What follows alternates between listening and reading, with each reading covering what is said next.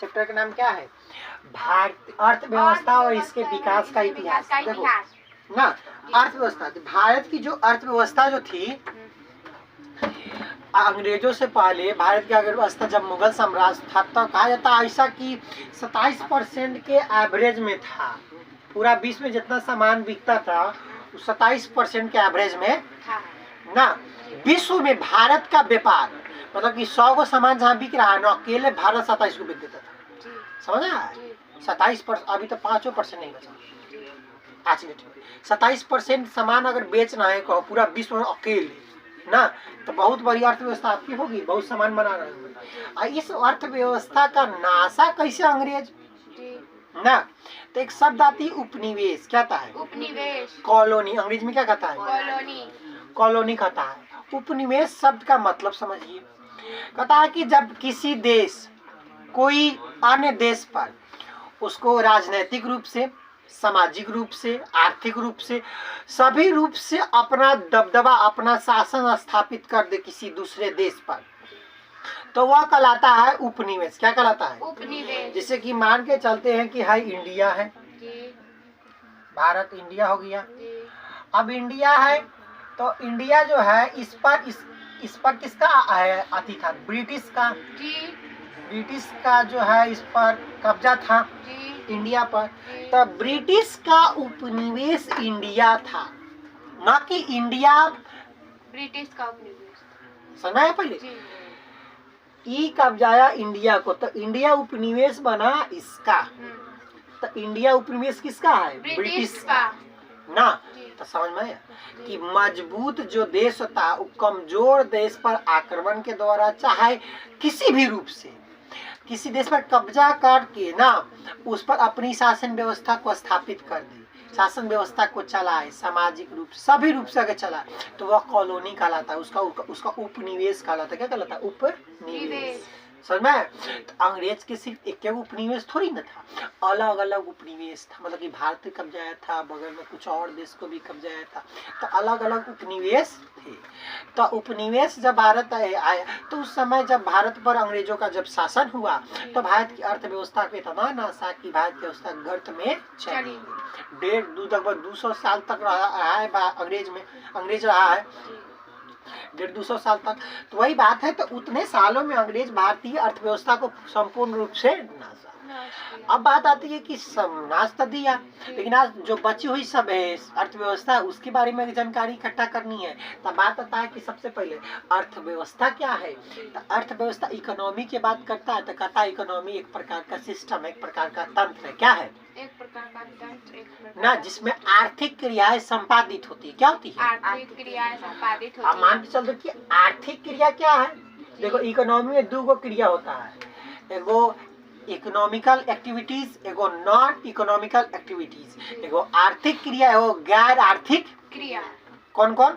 आर्थिक क्रिया और एक गैर आर्थिक क्रिया। आर्थिक क्रिया वह क्रियाएं होती है जिसमें जो काम करेंगे तो उसमें पैसा मिलेगा, उसमें कीमत प्राइस हमको प्राप्त होगा, श्रम प्राप्त होगा ना, हमको पैसा जिसमें मिल रहा है, धन का प्राप्ति हो रहा, आय जिसमें आ रहा, वह क्रिया क्या है? आर्थिक। और जिसमें आय प्राप्त नहीं हो रहा वो क्या है? गैर। जैसे कि आप लोग पढ़ रहे थे, मैं आय प्राप्त आपको हो रहा है? कौन पैसा दे रहा है आपको? देखिए हम पढ़ा रहे हैं तो हमारे तो आर्थिक क्रिया, लेकिन आपका गैर आर्थिक। आप किसी के लिए गिलास पानी ले जाते हैं तो कौन क्रिया कहलाएगा? पानी किसी के लिए ले जा रहा है अगर वो पैसा दिया तो वो आर्थिक होगा। ना मान के लिए कि रिश्तेदार होता प्रणाम करता था, पैसा दिया तो आर्थिक क्रिया होगी। जैसे पैसा दे दिया तो आर्थिक क्रिया, और जो नहीं दिया तो गैर आर्थिक क्रिया होगा ना। समझ में? तो जितना भी आर्थिक क्रियाएं होती है एक तंत्र है जिसके अंतर्गत आर्थिक क्रियाएं होती है। अब अर्थव्यवस्था का कार्य क्या है? तो अर्थव्यवस्था के कार्य की बात करते कहता कि लोगों की जो आवश्यकताएं हैं ना, उसको आवश्यकता के अनुसार सेवा और वस्तुओं का उत्पादन करके उसको संतुष्टि प्राप्त कराना। क्या प्राप्त कराना? संतुष्टि प्राप्त कराना।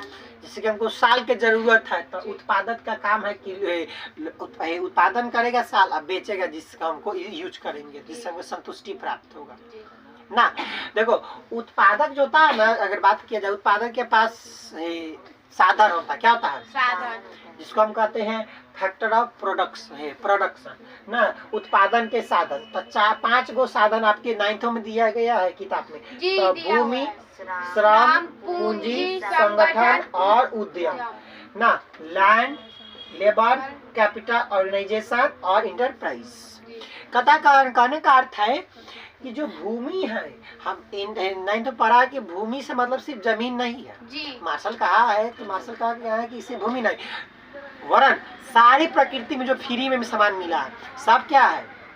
भूमि के अंतर्गत आती है।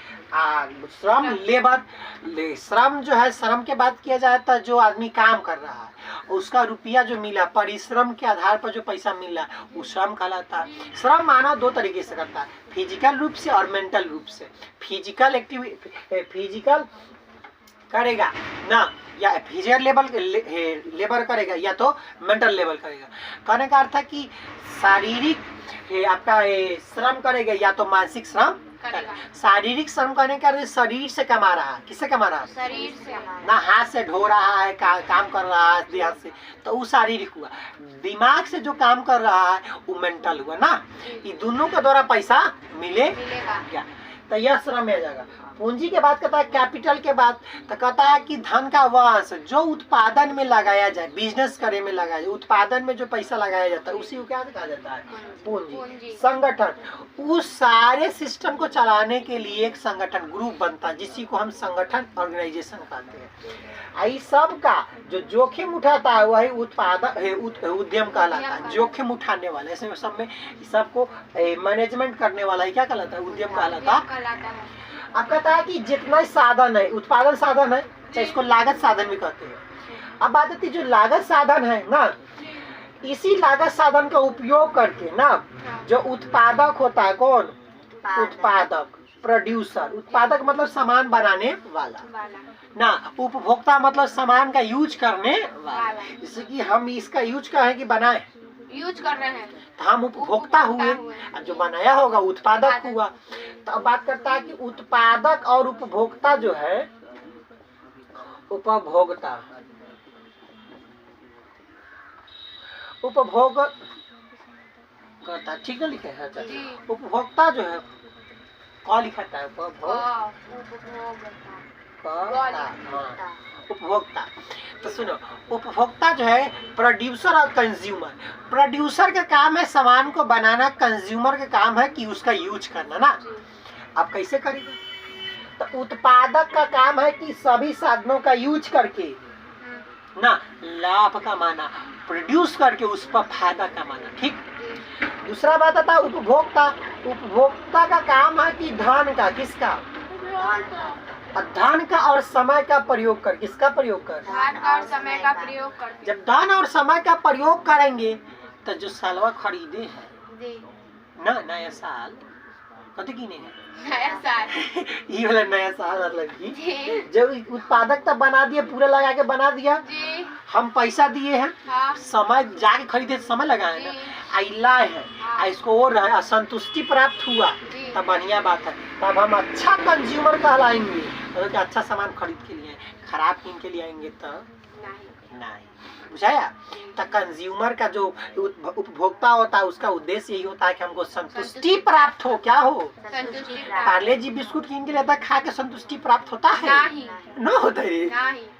जब बात करता है तो बड़ा खरीदा काला है, तो गलत बात है, तो नहीं किनो जिससे संतुष्टि प्राप्त ना हो। इकोनॉमी कहता है उस चीज का उपयोग नहीं किया जाए, उसमें धन और समय व्यर्थ न किया जाए।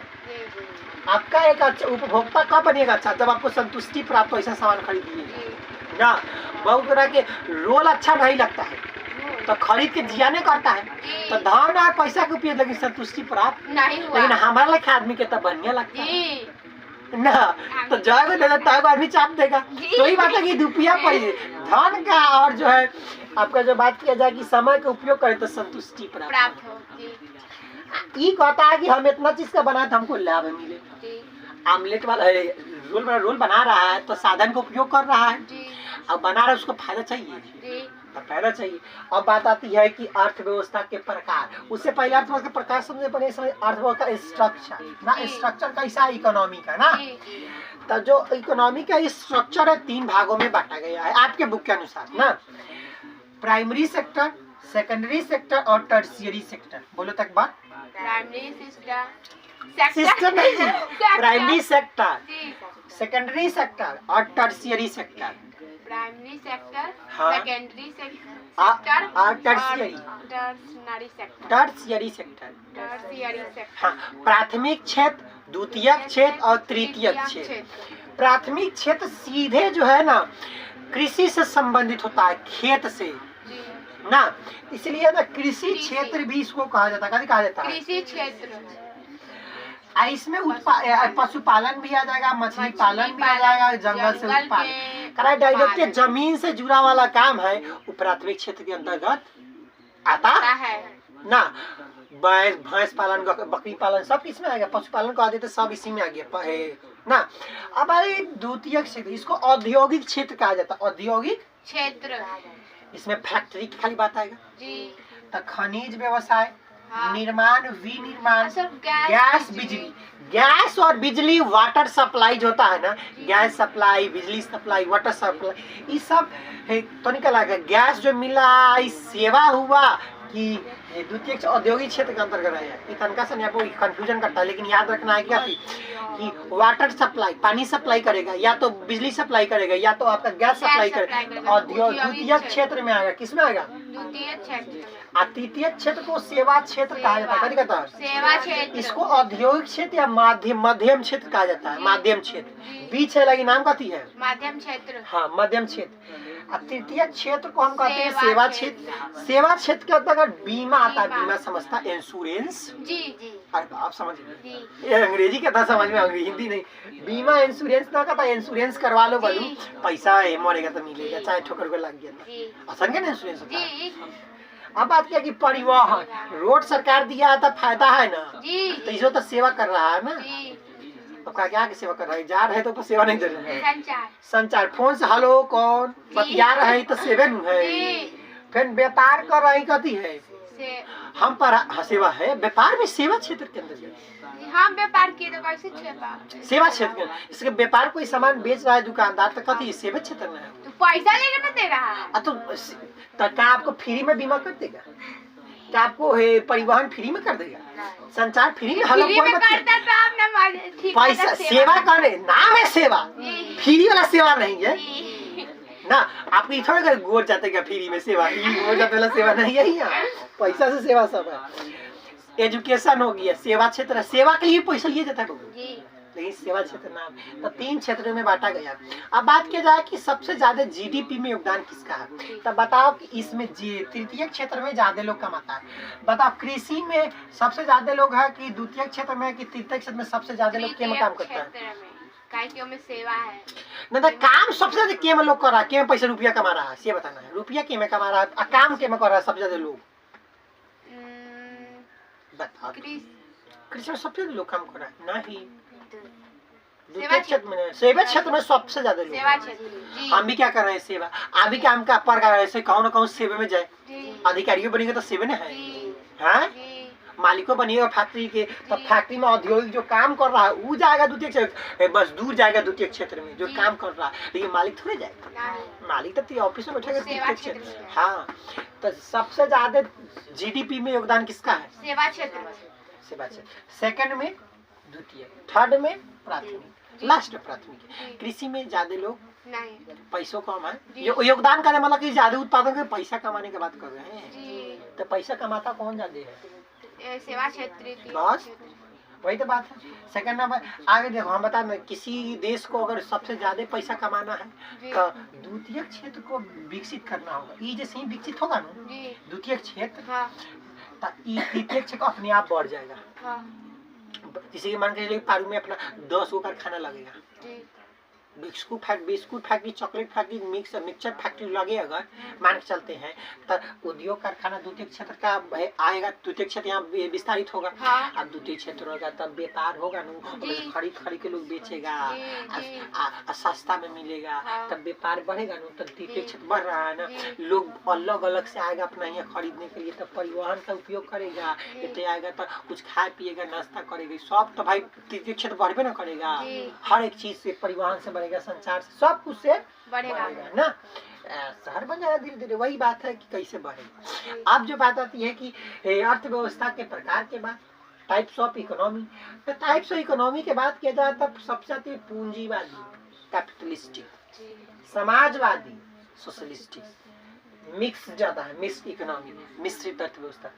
पूंजीवादी अर्थव्यवस्था देखो, पूंजीवादी अर्थव्यवस्था कहता है कि जितना भी उत्पादन के साधन है, कथी उत्पादन के साधन है, इस सब पर 51% जो है ना अधिकार किसका होना चाहिए? निजी क्षेत्र का। किसका? निजी क्षेत्र का। हम डायरेक्ट हम यहाँ कथी लिखे खाली निजी क्षेत्र का अधिकार, लेकिन ना 50% निजी, 50 से ज्यादा 51% किसका हो? निजी क्षेत्र प्राइवेट आदमी के संसाधन हो जाएगा ना देश में, तो निजी कहते कहलाए पूंजीवादी अर्थव्यवस्था कहलाएगा। जैसे कि अमेरिका है तो अमेरिका में ज्यादा लोग प्राइवेट है, सब कुछ प्राइवेट, हर एक चीज प्राइवेट, लगभग सरकार का भी है, खाली पूरा 100% प्राइवेट कहेंगे तो पूंजीवादी नहीं ना आएगा। 51% से ज्यादा, 51% है, चाहे 51% से ज्यादा है जिस देश में, जैसे कि पूरा देश है, जैसे तो सारा अंबानी के बेच देंगे, जैसे कि अमेरिका में है तो पूरा प्राइवेट, सारा कुछ प्राइवेट के थोड़े है, सरकारियों का तो कुछ होगा ना, सरकार के नासा है, अपना रोड होगा, अपना पुलिस व्यवस्था सब होगा ना। तो ये 51%, अगर 51% अर्थव्यवस्था, 51% साधन, इतना साधन है, इसमें अगर निजी प्राइवेट लोगों का अधिकार हो गया तो पूंजीवादी अर्थव्यवस्था कहलाएगा। बुझाया? समाजवादी कहता है कि सरकार का हो गया 51% से अधिक, किसका हो गया? सरकार का। 51% से ज्यादा उत्पादन के साधन पर नियंत्रण सरकार का हो गया, तो हम कथी कहेंगे? समाजवादी अर्थव्यवस्था। मिश्रित अर्थव्यवस्था कहता है कि 50-50, 50% सरकार तुम रखो, काम करो, 50% ये कंपनी रखेगा, प्राइवेट लोग, तो सम्मिश्रित अर्थव्यवस्था कहलाएगा। अब हम सवाल पूछते हैं, बताओ भारत पूंजीवादी है, समाजवादी है कि मिश्रित है? कौन सी अर्थव्यवस्था है? भारत में सारा प्राइवेट है, सारा सरकारी है कि प्राइवेट सरकारी दोनों है? मिश्रित अर्थव्यवस्था है। भारत कैसा है? मिश्रित अर्थव्यवस्था, मतलब कि प्राइवेट लोग के पास भी है जी, सरकार के भी पास है जी, खाली नहीं कि सरकारी के पास सारा कुछ है, ऐसा नहीं जी, प्राइवेट के पास सब कुछ ऐसा नहीं है। तो ईमानदारी बताओ कि आज के डेट में तीसरा पक्ष जो है ये बड़ी कार्य करता है, मतलब ये पूंजीवादी हो जाएगा तब विकसित जो विकासशील देश है वो बड़ी नुकसान है। एगो पक्ष अमीर हो जाएगा पूरा, अंबानी अमीर है तो खाली वही अमीर हो जाएगा, बाकी लोग वैल्यू नहीं करेगा ना, सब सरकारी हो जाएगा, सब सरकारी हो जाएगा तो बाकी लोग रह जाएगा। वो दिक्कत है ना। मिश्रित ठीक है कि सरकार आधा रखो, आधा प्राइवेट लोग रखे ना, और दोनों मिल के देश चलाएगा। बात करता है कि इसमें सरकार का नियंत्रण कम होता है, इसमें पूर्ण रूप से सरकार का नियंत्रण होता है, इसमें दोनों साझा रूप से नियंत्रण करता है ना। जैसे कि मान के चलो कि पूंजीवादी अर्थव्यवस्था अमेरिका है जी ना, हाँ, समाजवादी अर्थव्यवस्था रूस है ना, अब मिश्रित अर्थव्यवस्था भारत है। बुझाएगा? जी समझ में आया? ये उत्पादन के साथ देखो, ई जेकरा पास जैसे कि सब जमीन पर भूमि, जितना भूमि का दिया तो मतलब सारा चीज है आ गया, फिर सब लेबर हो जो आदमी है सारा पर, ये उत्पादन के साधन है, फैक्टर प्रोडक्शन, इसी पर सबका प्रतिशत में आपका अधिकार होगा ना, अगर नियंत्रण है तो ठीक। तो वही तो कहा कि पूंजीवादी क्षेत्र, समाजवादी क्षेत्र, मिश्रित। अब एक बात बताओ, सबसे अच्छा कौन जो अच्छा हो? बोलो अच्छा कौन होगा इनमें? समाजवादी होगा कि पूंजीवादी होगा कि अर्थव्यवस्था मिश्रित ही होगा? अच्छा मिश्रित होगा, समाजवादी ना होगा। समाजवादी में सारा सरकारी है, 51% सरकारी है, 49% तो रहेगा प्राइवेट। हाँ बताओ। समाजवादी समझ। अब एगो अब हम बात करते हैं जैसे कि सरकार 51% कह ना दिया, तो अब सरकार जो कहेगा ना, वो कंपनी के जितना उत्पादन करेला कहेगा उतने करेगी। जैसे मान के चलो कि सरकार कहा कि ना आपको जो है जो आती है, मान के लो कि चिप्स का पैकेट होता है लेस का, कहा कि ना पूरा भारत में 1 करोड़ पैकेट बनेगा, उससे ज्यादा बना दिया तो जुर्म कर देंगे तुम पर। तो 1 करोड़ बनाया, ठीक, कहा कि साल भर चलाना, बेच के साल भर चलाओ, इससे बना ज्यादा बना तो कंपनी बंद कर देंगे तुम्हारा। तो ये तो ठीक क्या नहीं है।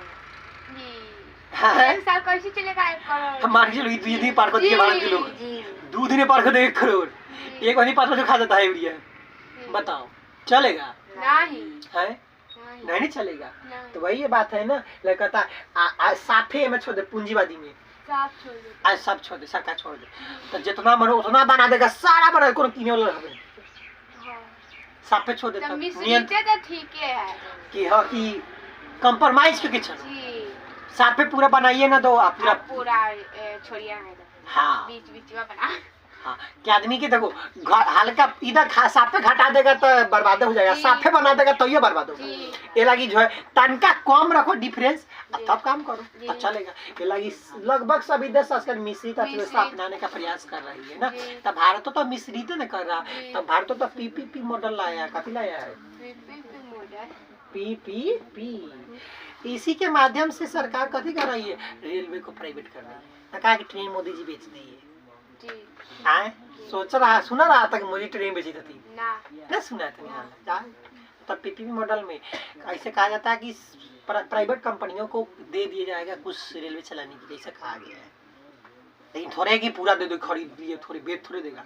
एयर इंडिया कैसे बेच दिया, एयर इंडिया जो भारत का सरकार के था तो उसको बेच दिया, उसको प्राइवेट टाटा खरीद दिया, प्राइवेट हो गया। हाँ एयर इंडिया प्राइवेट हो गया, सरकारी कहाँ है, सरकारी पहले था, सरकारी करने को तो कम भाड़ा में आपको ले जाता, अब बहुत ज्यादा भाड़ा में लेगा अपने हिसाब से ना, बुझाया वही बात होता है। तो इतना बात समझ में आया जी, याद होगी याद होगा ना। बस आज के लिए इतना ही, ध्यान समझेंगे आगे। चलिए इतिहास निकालो।